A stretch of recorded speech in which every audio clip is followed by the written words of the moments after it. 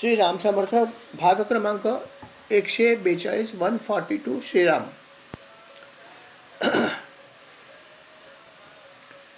परीक्षित राजाने ही सगळी कथा ऐकली. मला एखादी कथा आम्हाला बलराम दादांची पण सांगा.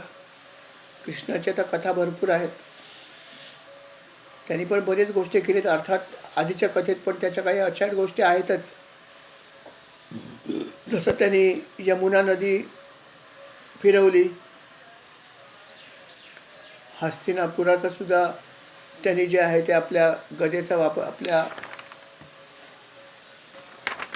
मुसळाचा वापर केला होता आणि आणखीन काही गोष्टी केल्या आहेत. तर आम्हाला जरा ही सगळी कथा सांगाल का, की बलरामाने काय काय केल्या आहेत अद्भुत कथा.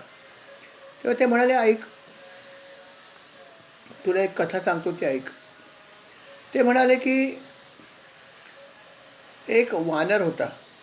त्याचं नाव होतं द्विविद. हा जो वानर होता हा भौमासुराचा म्हणजे नरकासुराचा मित्र होता. असा हा वानर जो होता हा सुग्रीवाचा मंत्री होता. म्हणजे हा त्रेतायुगामधला वानर होता. बघा, त्रेतायुगामध्ये जी वानर सेना होती त्याच्यामधला एक हा होता आणि अर्थात शक्तिशाली होता. सुग्रीवाचा मंत्री होता म्हटल्यावर प्रश्नच नाही, शक्तिशाली असणारच. आणि असा हा जो वानर होता, या वानराचा मित्र जो होता तो भौमासूर होता, दुष्ट माणूस, नरकासुर. आणि त्याची तरी संगत पकडली होती आणि त्यामुळे त्याच्याही मनामध्ये कृष्णाविषयी भयंकर द्वेष होता. जेव्हा त्याला समजलं की भौमासुराचा वध कृष्णाने केला, तेव्हा त्याला कृष्णाचा खूप राग आला. त्याने विचार केला की आपण कृष्णाचा सूड घेऊया. म्हणून कृष्ण ज्या ठिकाणी राहायचा त्या राज्यामध्ये त्याने प्रवेश केला आणि मग त्या राज्यातील जी लहान लहान गावं होती, छोटी छोटी नगरं होती, या ठिकाणी तो जायचा. तिथे ज्या वस्ती होत्या यादवांच्या किंवा गवळ्याच्या, त्या वस्त्यांना आग लावून द्यायचा. तिथल्या सर्व गोष्टीची तोडमोड करायचा आणि खूप त्रास द्यायला त्याने सुरुवात केली. अशा प्रकारे या द्विविध नावाच्या वानराने. आणि पकडायला आलं की पळून जायचा. वानराला कसं पकडणार. आणि अशा प्रकारे त्यांनी कृष्णाच्या राज्यामध्ये धुमाकूळ माजवला. अनेक छोटे छोटे गावातले लोक घाबरून गाव रिकामं करून पळायला लागले. कारण उपद्रवी वानर होता आणि शक्तिशाली पण होता. हा जो वानर होता द्विविध नावाचा, याच्या अंगी 10,000 हत्तींचं बळ होतं. म्हणलं ना की हा हत्ती जो होता तो त्रेतायुगातला होता. आपला हा वानर होता तो त्रेतायुगातला होता आणि खूप शक्तिशाली होता. त्यामुळे त्याचं शक्ती इतकी होती की कधी कधी तो समुद्राच्या काठावर उभा राहायचा, किनाऱ्यावर, आणि हाताने पाणी उडवायचा. इतका जोरात उडवायचा की जर आसपास कोणी असेल, एखादा गाव जरी समजा आलं तर ते बुडून जाईल, इतकं जोरात तो पाणी उडवायचा. खूप शक्तिशाली होता, पण शक्तीचा वापर फार घाणेरडा करत होता. जिथे आसपास कुठे ऋषीमुनींचे आश्रम असतील जंगलामध्ये, त्या आश्रमात तो जायचा. आश्रमामध्ये असलेली झाडं उपटून टाकायचा. जर तिथले तपस्वी किंवा ऋषी जर तप करत असेल तर त्या तपश्चर्येत भंग आणायचा. समजा एखादा तपस्वी जर यज्ञ करत असेल तर त्या यज्ञकुंडाची नासधूस करायची. यज्ञकुंडामध्ये मलमूत्र विसर्जित करायचा. त्यामुळे अर्थात अग्निकुंड जेव्हा अशा प्रकारे मलमूत्र टाकल्यावर ते अपवित्र व्हायचं, त्यामुळे त्यांना यज्ञ करणं कठीण झालं. अशा प्रकारे त्यांनी तिथल्या सर्व ऋषी मुनींना अत्यंत त्रास द्यायला सुरुवात केली आणि पकडता पण येत नव्हतं त्याला. इतकंच नव्हे तर त्याने असंही केलं होतं की तिथल्या काही पुरुषांचं त्याने अपहरण पण केलं होतं आणि त्याला डोंगरात नेऊन ठेवून दिलं होतं. इतकंच नव्हे, त्यांनी काही स्त्रियांचं पण अपहरण केलं होतं. आणि अपहरण फक्त स्त्रियांचं केलं नाही, काही स्त्रियांना त्याने भ्रष्ट करण्याचा प्रयत्न केला. अशा प्रकारचंही कृत्य त्यांनी केलं. आणि अशा प्रकारे जेव्हा हे करत राहिला तेव्हा त्याची मर्यादा संपली आणि शेवटी लोक जे आहेत ते बलरामदादांकडे गेले. बलरामदादांना समजलं होतं की अशा प्रकारे होतं आहे, पण त्यांना समजत नव्हतं हा कुठे आहे. म्हणाले ठीक आहे, बघूया, ऐकलं तर आहे. एक दिवस बलरामदादा जे आहेत ते नेहमीप्रमाणे वनात गेले होते आणि अर्थात वनात ते गेले होते त्यावेळेस त्यांच्या विहार करण्यासाठी गेले होते. ते खूप आनंदामध्ये होते. त्यांच्याबरोबर अनेक गोपिकासुद्धा होत्या आणि ते अतिशय आनंदामध्ये विहार करत होते. आणि त्याच वेळेस हा द्विविध नावाचा वानर तिथे आला.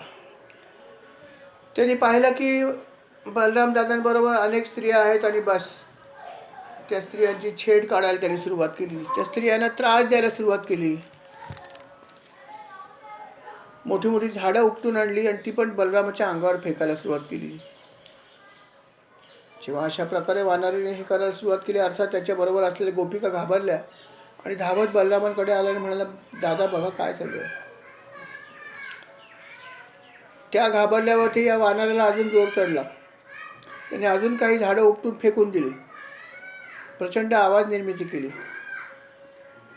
जेणेकरून त्याला वाटलं की आता कदाचित बलराम पण घाबरून पळून जाईल. पण घडलं उलटं. अर्थात जेव्हा अशा प्रकारे हा वानर सर्व गोपिकांना आणि बलरामदादांना त्रास द्यायला लागला, तेव्हा बलरामदादांना अर्थात त्याचा खूपच राग आला आणि त्यांनी ठरवलं की आता ह्याचा बंदोबस्त करायची संधी आली, सोडायची नाही. असा बलरामदादा म्हणतात तेवढाच तो वानर तिथे आला आणि बलरामदादाच्या अंगावरती एक झाड फेकून दिलं त्यांनी. अर्थात बलरामदादाने ते झाड चुकवलं. वानराने एक दगड उचलला, तो फेकला. बलरामदादाने तो दगड पण चुकवला.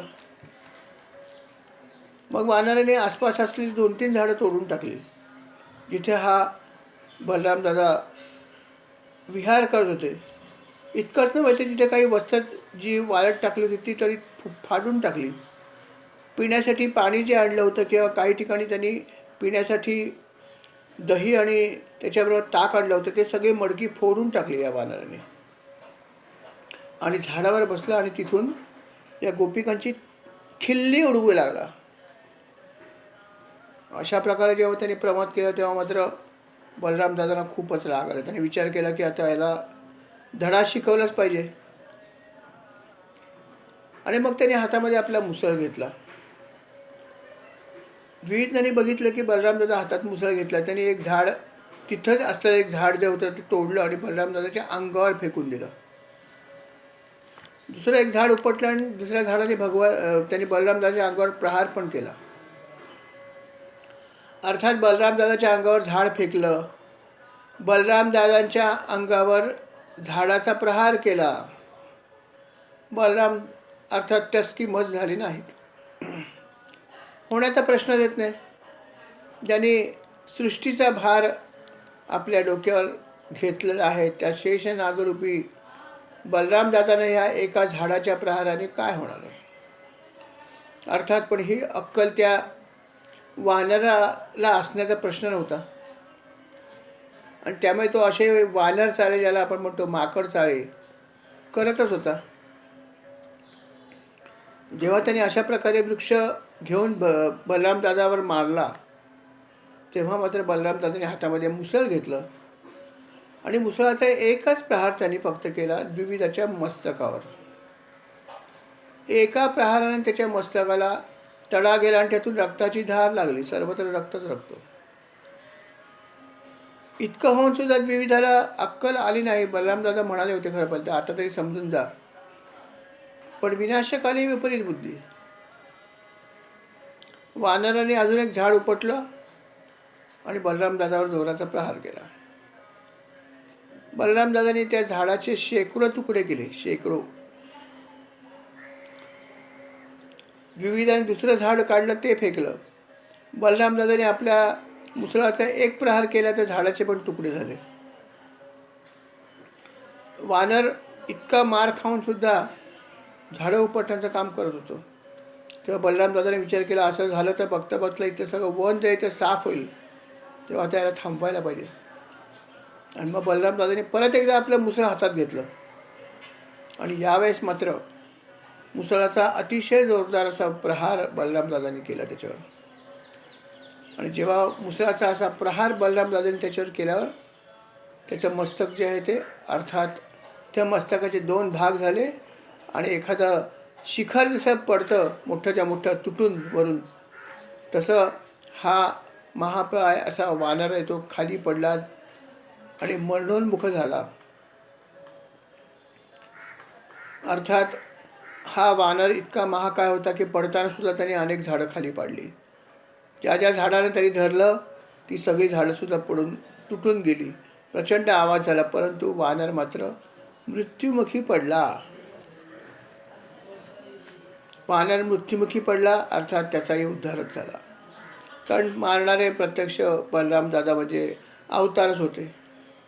परंतु या वानराचा वध झाल्यावरती सगळे ऋषीमुनी अत्यंत आनंदित झाले. कारण कित्येक दिवसांपासून हा वानर इथे येऊन त्यांना त्रास देत होता. त्यांना पूजापाठ करता येत नव्हतं, काहीच करता येत नव्हतं.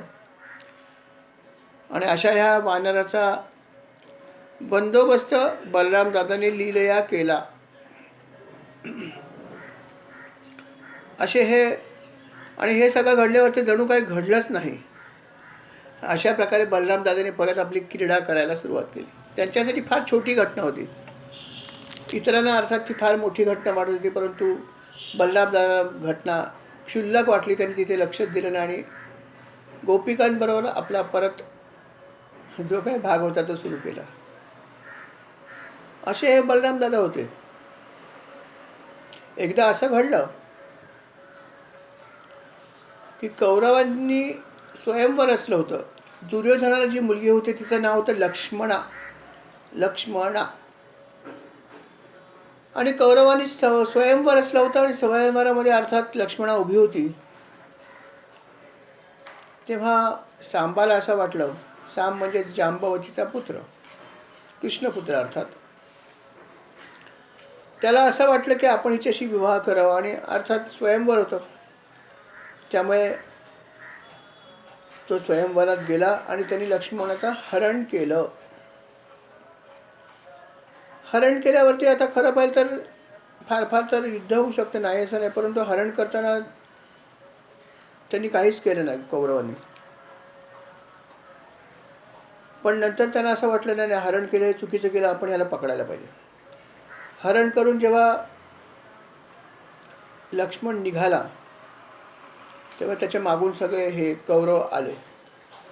अर्थात कौरवांच्या बरोबर कर्णसुद्धा होता. आणि सर्व लोकांनी मिळून त्याला घेरलं आणि त्याच्याशी युद्ध केलं. सांब खरं पाहिलं तर पराक्रमी होता, नाही असं नाही, खूप पराक्रमी होता. त्यांनी घनघोर युद्ध केलं या कौरवांबरोबर. परंतु कौरव हे सगळे एकत्र आले आणि सगळ्यांनी एकत्र एकाच वेळेस त्याच्यावर आक्रमण केलं. अनेक रथी एकत्र आले, जसं त्यांनी अभिमन्यूच्या बाबतीत केलं होतं. अभिमन्यू पराक्रमी होता, परंतु तो एकटा होता आणि त्याच्यावरती अनेक कौरवांनी अन्यायाने युद्ध केलं, अधर्म युद्ध केलं आणि तेव्हाही अभिमन्यूला अशा प्रकारचं संकट निर्माण झालं होतं. तसंच त्यांनी केलं की साम जो होता, हा श्याम होता पराक्रमी, पण कौरवांच्या अनेक महारथींनी एकत्र येऊन एकाच वेळेस त्याच्याशी युद्ध केलं आणि त्याला बंदी बनवलं आणि नेऊन ठेवून दिलं आतमध्ये. इथे असं घडलं की साम जो आहे तो कुठे गेला ह्यानं समजेना. यथावकाश यादवांना समजलं की साम जो आहे सांबाला ह्या कौरवांनी कुरुवंशीयांनी कैद करून ठेवलं आहे. हे समजल्यावरती यादवांनी आपला दूत पाठवला आणि म्हणाले की आमच्या राजपुत्राला परत द्या. तेव्हा त्याला काहीच उत्तर दिले या लोकांनी. ते सांगितलं की तुला काहीच उत्तर द्यायची आम्हाला इच्छा नाही, तू तुझ्या दरबारात परत जा, तुझी लायकीच नाही आहे उत्तर द्यायची. असं काहीतरी विचित्र उत्तर दिलं. यादवांना खूप राग आला की काय हे अशा प्रकारचे आमच्या दूताला वागणूक देतात. काहीच उत्तर देत नाही, काहीच नाही, तेव्हा आपण युद्ध करूया. म्हणून सगळे जे आहेत ते यादव वंशीय युद्धासाठी तयार झाले. पण बलरामदादा पुढे आले. बलरामदादा म्हणले कशा युद्ध करायचं आपल्याला, नको युद्ध, नको युद्ध करूया, आपण बघूया काय मार्ग निघतोय का. म्हणून ते स्वतः निघाले पुढे. काही श्रेष्ठ ब्राह्मण बरोबर घेतले, काही यादव घेतले आणि हस्तिनापुराच्या नगराच्या अलीकडे जाऊन ते थांबले आणि त्यांनी निरोप पाठवला की मी तुम्हाला भेटायला आलो, येऊ का नको येऊ सांगा, बघूया काय होतं, पवित्र काय बघूया. पण असा निरोप जेव्हा बलरामदादांनी पाठवला तेव्हा बलरामदादांचं स्वागत करायचं कौरवांनी ठरवलं आणि कौरव बलरामाच्या स्वागतासाठी गेले. काही लोक त्यांना प्रत्यक्ष भेटले, त्यांचा सत्कार केला, त्यांची पूजा केली, काही लोकांनी त्यांना नमस्कार केला आणि नंतर म्हणाले की महाराज आपण आलात, आम्हाला खूप आनंद झाला. तेव्हा बलराम म्हणाले की हे सगळं ठीक आहे, पण तुम्ही जे केलं ते बरोबर केलं नाही. तुम्ही सांबाला अनेक जणांनी मिळून एकत्रपणे घेरलं, अधर्माने युद्ध केलं आणि त्या सांबाला तुम्ही बंदिवान करून ठेवलं. खरं पाहिलं तर हा आमचा अपमान आहे, पण तरीसुद्धा यादवांना मी थोपवून ठेवलं युद्ध करू नका म्हणून, का तर तुमच्याशी सामोपचाराने वागूया म्हणून, आणि म्हणून मी आलो आहे. तेव्हा माझी पूजापाठ करण्यापेक्षा तुम्ही एक काम करा, सांबाला सोडून द्या आणि क्षमा मागा. आम्ही युद्ध करायचं नाही आपसामध्ये म्हणून अशा प्रकारची ही गोष्ट करतोय, अन्यथा आम्ही समर्थ आहोत युद्ध करण्यासाठी, हेही लक्षात ठेवा. जेव्हा हा भाग आला तेव्हा कौरवातल्या काही लोकांना दुर्बुद्धी सुचलीच आणि इतका वेळ जे वातावरण होतं ते उलटं वातावरण घडलं. याआधी थोडा वेळ बलरामदादांची पूजा केली, त्यांची केली, स्तुती केली, वाम वाम सगळं झालं आणि आता याच कौरवातले काही लोक म्हणायला लागले, काय तुम्ही सांगताय आम्हाला, कोणाला सांगताय, अहो आम्ही कोण आहोत, बघा गर्व कसा, आम्ही कोण आहोत आणि तुम्ही कोण आहात, तुम्ही यादव वंशी म्हणजे गवळी आहात. अहो जे काय आज तुमच्याकडे राज्य आहे ते आमचंच आहे, आम्हीच तुम्हाला दिलं आहे, तुम्ही आमचे नौकर आहात, तुमचा दर्जा आमच्यापेक्षा खूप खाली आहे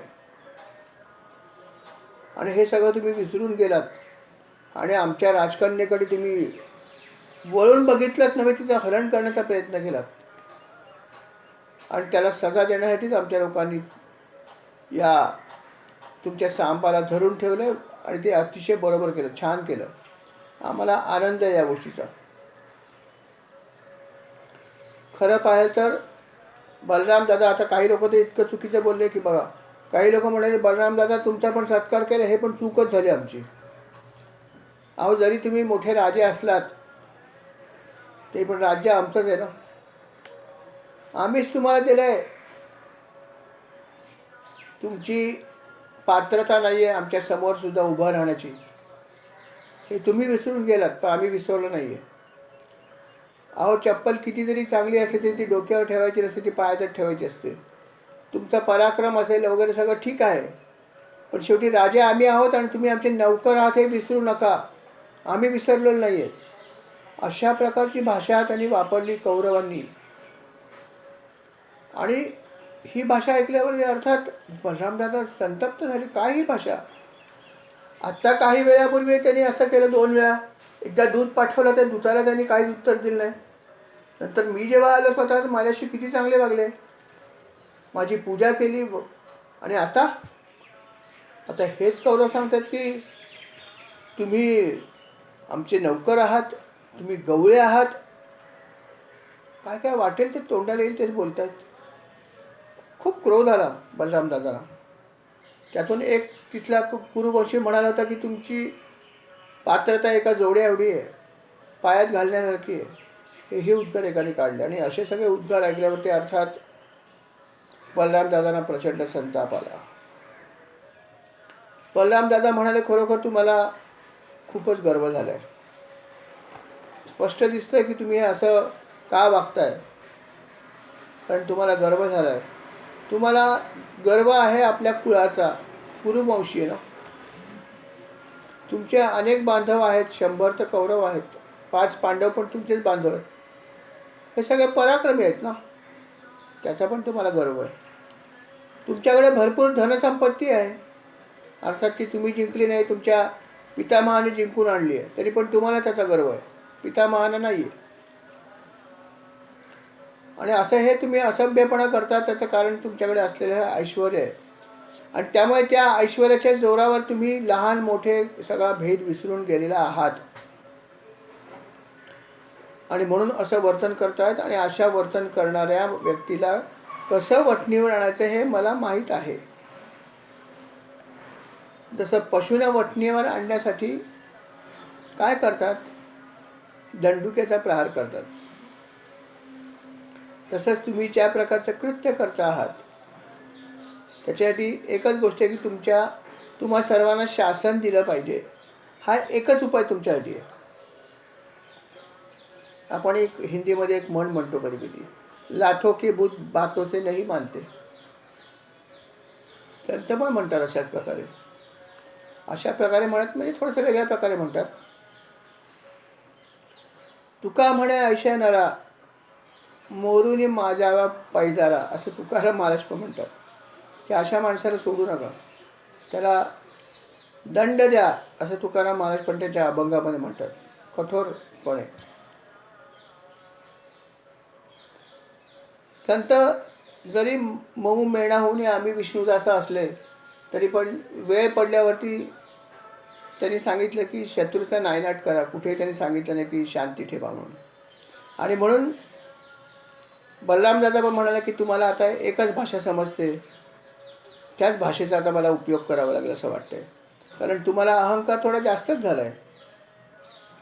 तुम्ही विसरून गेलात की आम्ही कोण आहोत, कृष्ण कोण आहे हेही तुम्ही विसरून गेलात. अरे या कृष्णाने आपल्या पत्नीसाठी पारिजातक आणला स्वर्गातून आणि जमिनीवर लावला, इंद्र काही करू शकला नाही. हे सगळं तुम्ही विसरून गेलात. आणि तो माझा लहान भाऊ आहे. अरे त्याची पत्नी म्हणजे लक्ष्मीच आहे ना. मग अशी लक्ष्मी जी आहे, जी तिथे नांदते, जिथे भगवंत नांदतायत, त्या कुळातल्या लोकांशी तुम्ही असं वागता कशासाठी, कशामुळे? इतका माज तुम्हाला तुमच्या संपत्तीचा आणि शक्तीचा आला. खरोखर तुम्हाला आता दंड देण्याशिवाय दुसरा काही पर्याय राहिलेला नाही. आणि तो दंड देण्याचं काम आता मीच करणार आहे. आणि आज मी तुम्हाला दाखवतो की यादवांची शक्ती काय आहे.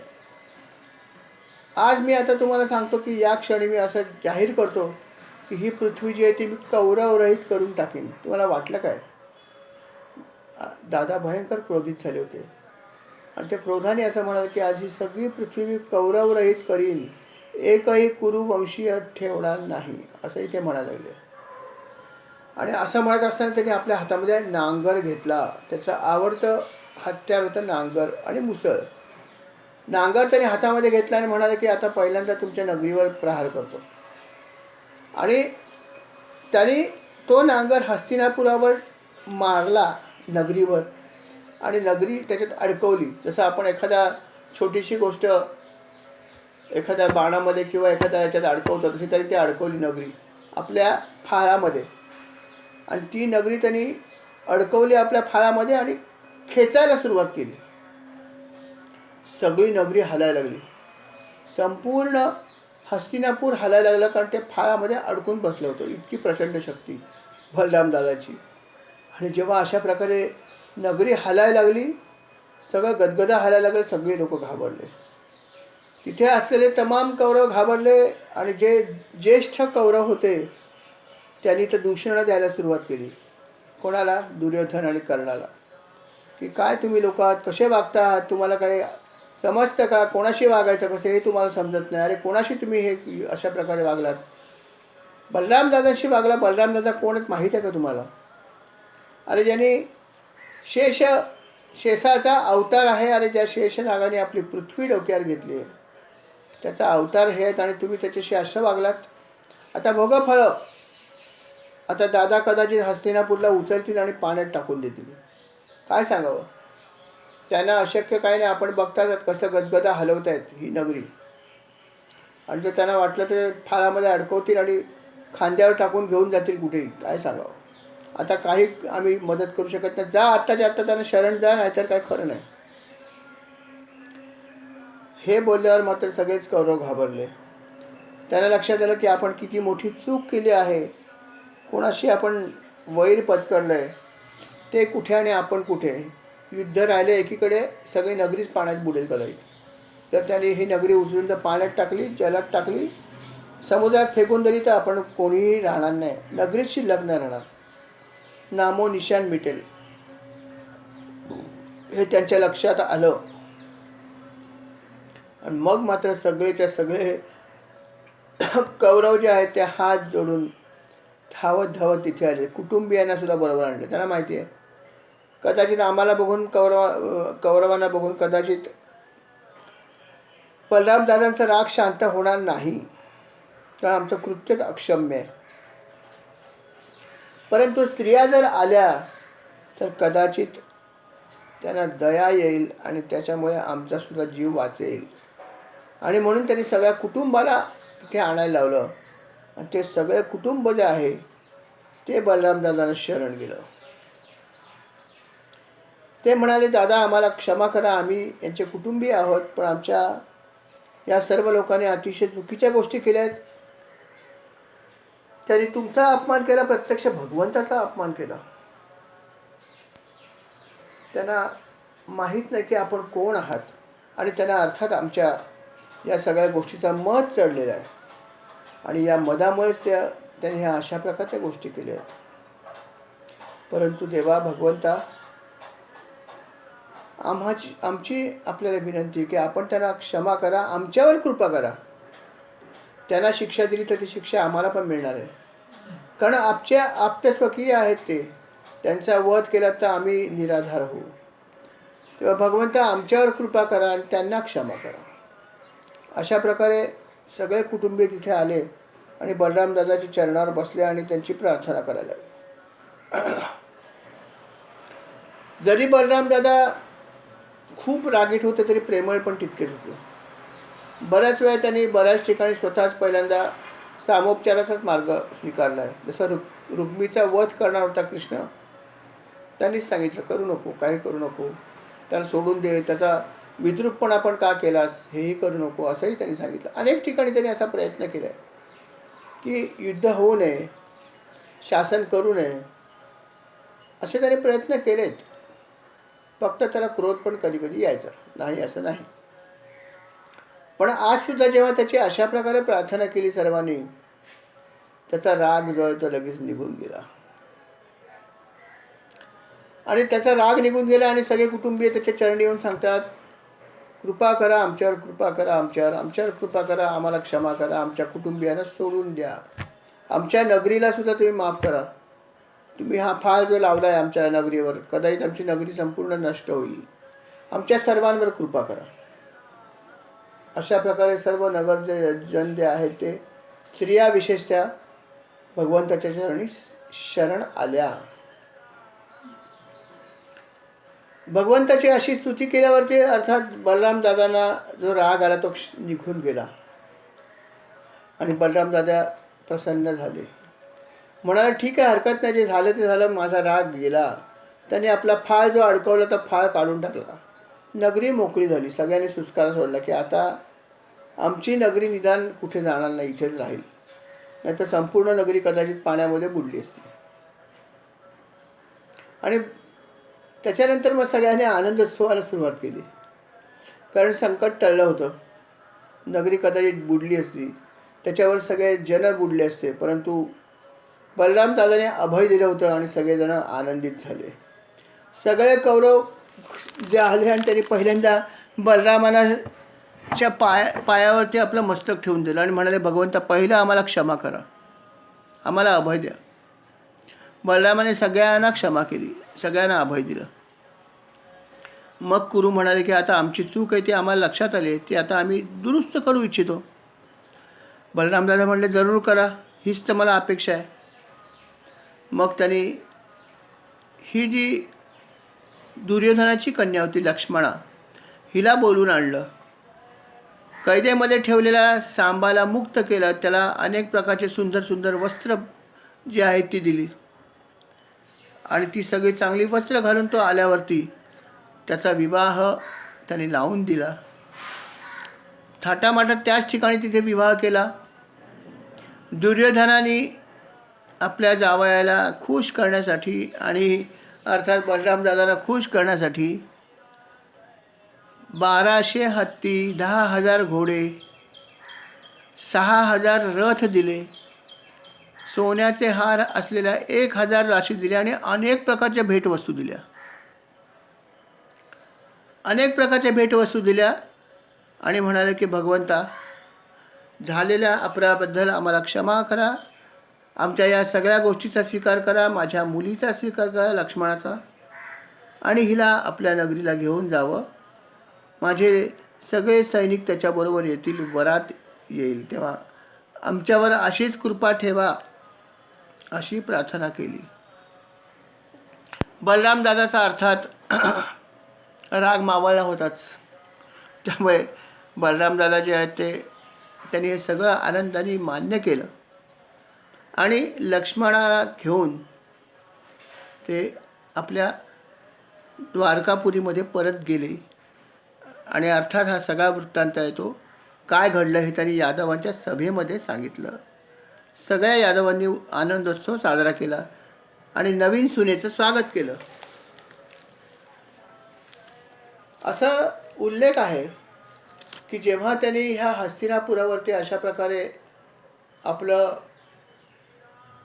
शस्त्र वापरलं होतं आणि त्यामुळे ती खेचून घेतली होती. त्यांनी जेव्हा फाळ मारला होता आपल्या नांगराचा आणि जेव्हा नगरी खेचून घेतली त्यावेळेस ती थोडीशी एक साईडला उंच आली होती एका बाजूला आणि गंगा ज्या दिशेला त्या दिशेला थोडीशी तिरकी झाली होती.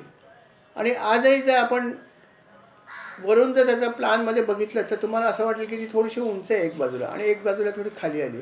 कारण जेव्हा दुर्योधनाने तिला फाळ लावून खेचण्याचा प्रयत्न केला ती अशी तिरकी झाली थोडीशी आणि जेव्हा फाळ काढलं त्यांनी तशीच ठेवली. पूर्ववत तिला आपल्या जागेवर आणलं नाही. आणि म्हणून आजसुद्धा ही नगरी थोडीशी दक्षिणेकडे उंच असलेली आहे आणि गंगेच्या दिशेला थोडीशी झुकलेली आहे. म्हणजेच बलरामदादांच्या पराक्रमाची खूण आजही तिथे शिल्लक आहे, हा त्याचा अर्थ आहे. अशा प्रकारे बलरामदादांनी अद्वितीय पराक्रम केला आणि आपल्यात असलेली शक्ती दाखवली.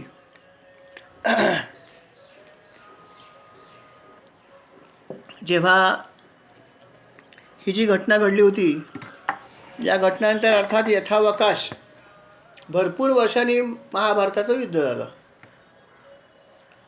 त्याच्या आधीच अतिशय चतुराईने दुर्योधनाने शिष्यत्व स्वीकारलं होतं बलरामदादांचं. गदायुद्ध शिकून घेतलं होतं. का? गदा तर त्याला चांगली यायचीच, परंतु दूरगामी विचार हा की जर कधी युद्ध झालं पांडवांबरोबर तर जसे द्रोणाचार्य आमचे गुरु आमच्या बाजूने लढले तसे जर बलरामदादा आमच्या बाजूने लढले, गुरु आमचे आहेत म्हटल्यावर, तर आमचं पारडं किती जड होईल. असा दूरगामी विचार करून दुर्योधन जो आहे हा गदायुद्ध शिकला बलरामदादांकडे. अशी त्याची धूर्त अशी चाल होती.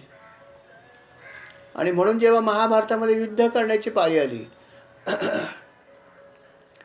त्यावेळेस कौरव हे अर्थात दुर्योधन स्वतःसुद्धा जाऊन भेटला होता आणि म्हणाला होता की आपण माझे गुरु आहात, युद्धामध्ये आपला आशीर्वाद पाहिजे आणि आमच्या बाजूने आपण यावं अशी माझी इच्छा आहे, असं त्यांनी सांगितलं पण होतं गुप्तपणे अर्थात. आणि त्यावेळेस बलरामदादांनी ठरवलं होतं की आपण काही युद्धात पडायचं नाही. कारण काय की आपला भाऊ जो आहे कृष्ण हा तर पांडवांच्या बाजूने आहे, भले हा युद्ध करणार नाही आहे. त्याने हेही सांगितलं की मी तर काही युद्ध करत नाही, मी तटस्थ आहे. आणि बलरामदादाने आजपर्यंत कृष्णाच्या सगळ्या गोष्टी ज्या आहेत त्या ऐकलेल्या आहेत. त्याचा सल्ला नेहमी ऐकलेला आहे. त्यामुळे त्यांनी ठरवलं की मी पण कुठल्याही प्रकारे युद्ध कोणाच्याही बाजूने करणार नाही, ना कौरवांच्या बाजूने करेन ना मी पांडवांच्या बाजूने करेन, मी तटस्थ राहणार. आणि म्हणून जेव्हा दुर्योधनाने गुप्तपणे दूत पाठवलं होता की माझ्या बाजूने लढाई करा, तेव्हा त्याने सांगितलं जरी तू माझा शिष्य असलास तरी पण मी माझ्या भावाच्या प्रमाणे करणार आहे. भावाने जसं ठरवलं की युद्ध करायचं नाही, मी पण युद्ध करणार नाही. पण फरक हा होता की कृष्ण युद्ध जरी करत नसला तरी युद्धभूमीवर राहणार होता सल्ले देण्यासाठी. बलराम दादा म्हणले जिथे कृष्ण उभा आहे तिथे मी येणार पण नाही. मला कुठल्याही प्रकारचा चुकूनसुद्धा संघर्ष करायचा नाही आहे आणि म्हणून मी हे युद्ध सुरू असताना तीर्थयात्रेला जाईन. कारण माझा स्वभाव असा तापट आहे, मला काही गोष्टी बघवणार नाही, राग येईल आणि मला हे सगळं करायचं नाही. म्हणून मी जसं तुमचं युद्ध प्रारंभ होईल मी तीर्थयात्रेला निघून जाणार आहे असं त्यांनी ठरवलं आणि त्याप्रमाणे केलं. अर्थात हे त्याला करायला भाग पाडण्यामध्ये सुद्धा कृष्णाचाच महत्त्वाचा भाग होता. कारण कृष्णाला माहीत होतं जर मी सक्रिय युद्ध केलं तर बलराम दादा पण सक्रिय युद्ध करतील आणि ते कदाचित कौरवांच्या बाजूने त्याला कदाचित करावं लागेल. आणि हे होऊ देऊ नये म्हणून तर त्यांनी स्वतः युद्ध केलं नाही. हो नाही म्हणून पण ह्याच्यासाठी कारणीभूत ठरले कृष्ण. कृष्णाने स्वतः जर ठरवलं असतं की मी पांडवांच्या बाजूने युद्ध करीन तर कदाचित बलरामदादांनी पण युद्ध केलं असतं दुर्योधनाच्या बाजूने, कारण त्यांचा तो शिष्य होता. सौभद्रेचा विवाहसुद्धा अर्जुनाबरोबर करायला तितकीशी संमती नव्हती बलरामदादांची. कृष्णाची इच्छा होती आणि खूप काही युक्तिप्रयुक्तीने त्यांनी ही गोष्ट घडून आणली. सुभद्रा हरण मोठी कथा आहे, पण तिथेही बलरामदादांचा इतकासा काही जास्त पाठिंबा नव्हता. पण त्याला एक माहिती होतं की निर्णय घेतल्यावरती माझ्या विरोधामध्ये बलरामदादा जाणार नाहीत ह्याची खात्री होती. आणि म्हणून त्यांनी सुरुवातीला जाहीर केलं की मी युद्ध करणार नाही आहे, मी फक्त सल्ला देईन. आणि म्हणून बलरामदादांनी त्याचं अनुकरण करायचं ठरवलं. म्हटलं की मी पण युद्ध करणार नाही, पण मी युद्ध पण करणार नाही आणि सल्ला पण देणार नाही, मी तीर्थयात्रेला निघून जाईल. आणि हीच गोष्ट कृष्णाला हवी होती की बलरामदादा जर इथून लांब गेले तर बाकीचा भाग आता हे पांडव कसा करायचं करतील, मी आहे जोडीला, युक्तिप्रयुक्ती सांगत राहील. आणि ती गोष्ट अर्थात भगवंतांनी घडवून आणली. आणि म्हणून त्या युद्धामध्ये अगदी शेवटी जेव्हा फक्त दुर्योधन शिल्लक राहतो, बाकी सगळे मृत होतात, तेव्हा ते तिथे येतात आणि मग शेवटचं युद्ध होतं गदायुद्ध. आणि अर्थात भीम आणि दुर्योधनाचं होतं. पण तोपर्यंत हे सर्वत्र रात्रीला गेलेले असतात, यात्रा करतच राहतात, ते इथे येत नाही, कारण त्यांचा पराक्रम खूप जबरदस्त असतो. अशा प्रकारे ही बलरामदादांची पण कथा परीक्षित राजाने सांगितली. परीक्षित राजाला शुकमुनीने सांगितली. जेवढ्या जेवढ्या कथा सांगतायत ऐकतात हे त्यांना आनंदच होतोय. मग शुकमुनी त्यांना म्हणाले आता मी तुला एक कथा नाही सांगत, तुला मी आता एक वेगळ्या प्रकारची एक माहिती देणार आहे की ती माहिती तू ऐकशील तर तू ही ऐकतच राहशील. याच्यामध्ये कथा अशी काही नाही आहे, परंतु भगवंताची जी एक लीला कशी आहे याचं वर्णन मी तुला करीन. तेव्हा अर्थात ती जी कथा आहे किंवा ते जे काही जो काही भाग शुकमुनीने सांगितला की ज्याच्यामध्ये भगवंताची एक वेगळ्या प्रकारची लीला आहे की जी लीला भगवंताला वाटत नाही, परंतु ती लीलाच होती. तिचं खूप सुंदर वर्णन त्यांनी पुढच्या भागामध्ये केलं. आणि अर्थात हा भाग आपण पुढच्या भागामध्ये ऐकूया, कारण हा भाग पूर्ण होणार नाही. जर मी करायला घेतलं ही सेवा तर ही पूर्ण होणार नाही, आजच्या भागामध्ये अर्धवट राहील. आणि म्हणून त्या भागाला आपण पुढल्या भागामध्ये हात घालूया महाराजांच्या कृपेने, आणि ती सेवा आपण पुढच्या आठवड्यामध्ये किंवा पुढल्या सोमवारी ऐकूया. आपण हा भाग इथेच समाप्त करूया, कारण ही कथा या ठिकाणी समाप्त होते. तर श्रीराम समर्थ श्रीराम. या कथेत ही कथा सगळी जी काही झाली ही सेवा ही महाराजांच्या चरणी मी अर्पण करतो. महाराज स्वीकार करावा. कळत नकळत चूक झाली असेल तर क्षमा करावी आणि अशी सेवा आम्हा सर्वांकडून करून घ्यावी ही विनंती आहे. श्री राम समर्थ.